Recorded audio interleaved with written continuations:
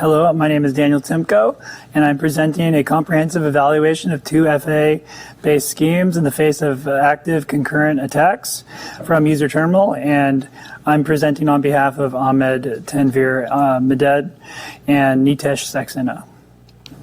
So first, let's talk about the security offered by multi-factor authentication. Multi-factor authentication gives protection against common password-related security problems. So if you have compromised your password stealing, by password stealing, your password has been leaked, you have another factor to secure your authentication. And so with multi-factor authentication, the user has to prove user presence in order to complete that user authentication. And this user presence is established by proving possession of either a device or providing unique biometrics. And so the common belief is that an attacker needs to control both the user terminal and that two-factor authentication device in order to complete that user authentication. However, is this really the case?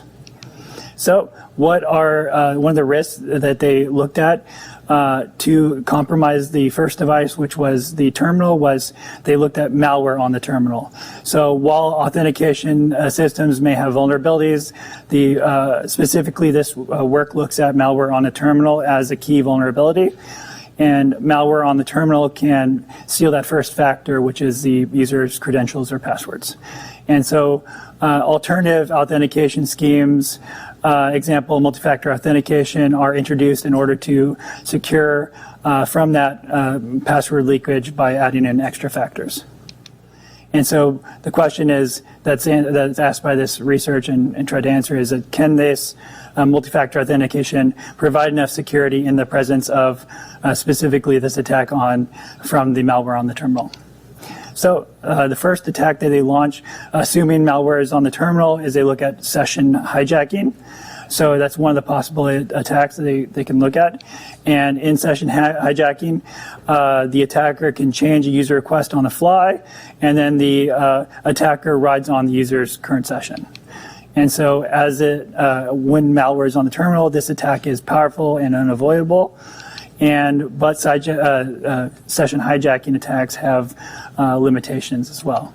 So it depends on the session's expiry date, and also it can only manipulate the user's requests instead of making arbitrary activity on behalf of the user. So instead, they looked at the second attack they looked at was concurrent session injections, which the paper called CSI. And here, instead of hijacking the user's existing session, they inject their own. And so this can block the user's request and then send the request on behalf of the two-factor authentication device, pretending to be that original user session. And they say it's more practical attack than the session hijacking attack. And so in this work, they looked at evaluating these authentication schemes based on that concurrent session injection attack. So the contributions of this work are threefold. They've got, first, they systemized the threat models and workflows of a wide range of different academic authentication systems. They detailed the evaluation of potential vulnerable features in the presence of this CSI attack. And third, they implement proof of concept of the CSI attack. So here's the outline of this presentation. First, we're going to look at the evaluation criteria. So the evaluation criteria, there are three different evaluation criteria, which is first the credential typing in the user terminal. Is this secure when the user types in their passwords or one-time pins or password inside of that user terminal? The terminal verification, which is the method to verify those user terminals, which is, for example, QR code scanning from a two-factor authentication device, or pins that you have to match between the device and the terminal. And finally, two-factor authentication device verification, which uses things like application ID, IMEI, and when the devices are pre-registered to a service. So next, let's talk about authentication schemes, and there's three of those as well. So first, we have two-factor authentication with the interacting with the terminals. And here, these authentication schemes interact with the user terminal during the authentication workflow. And for example, when you type in that for a one-time PIN or password, and that's collected from the device on the terminal.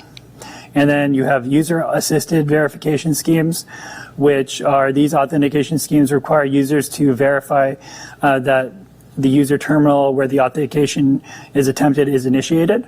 And then you have examples of such are QR code scanning, as I said before, and PIN comparisons with terminal and 2FA device screens. And then there's also, lastly, automated verification schemes, which these authentication schemes offer automatic verification with the 2FA device when they're placed nearby, so it's proximity verification. And they also can be done with different things like sound or secure channels being created to authenticate that the device is nearby.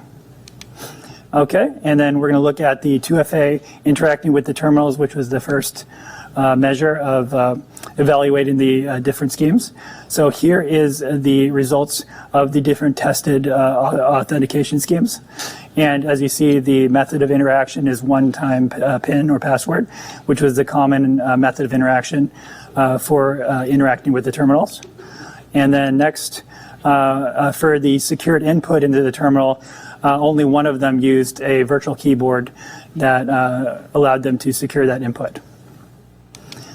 Next, terminal verification. None of the schemes used terminal verification in this interacting with the terminals.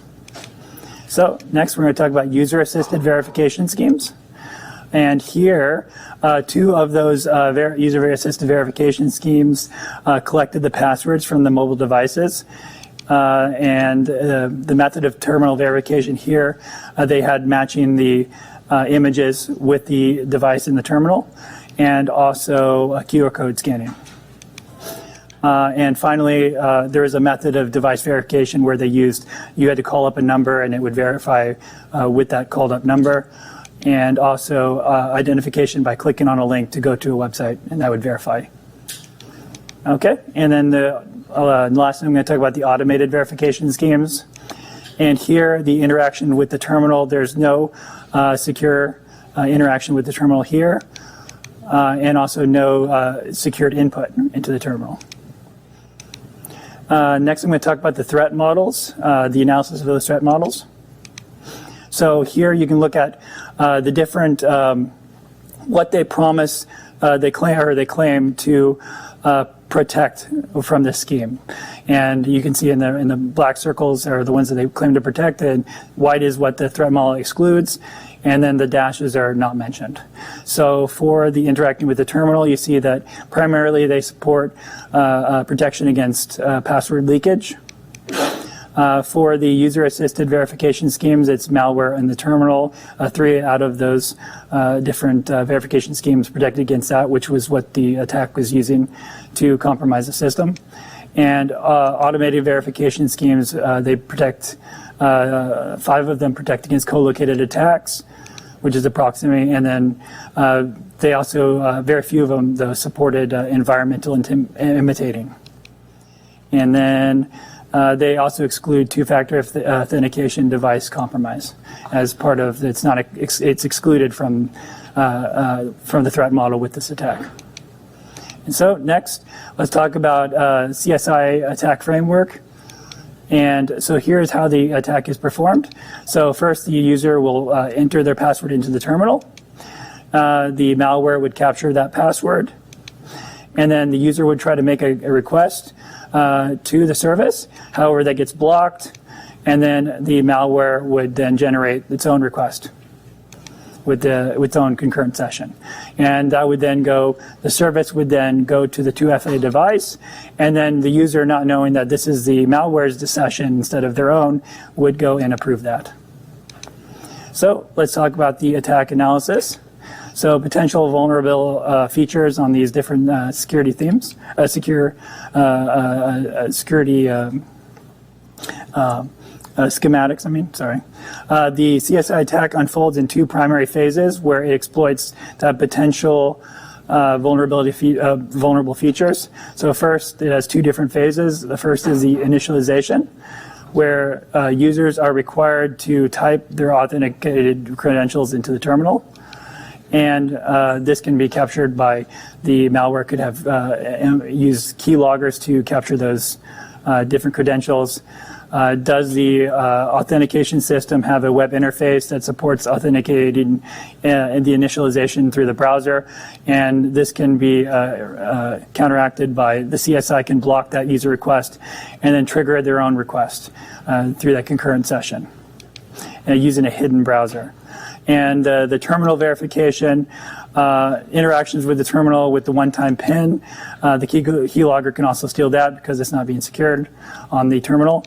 And then visual verification, the concurrent session can redirect the attacker to their own web page for that malware-created session instead of the user's one. And the QR code verification, similar, they can also just redirect to that malware-created session instead of the user's one.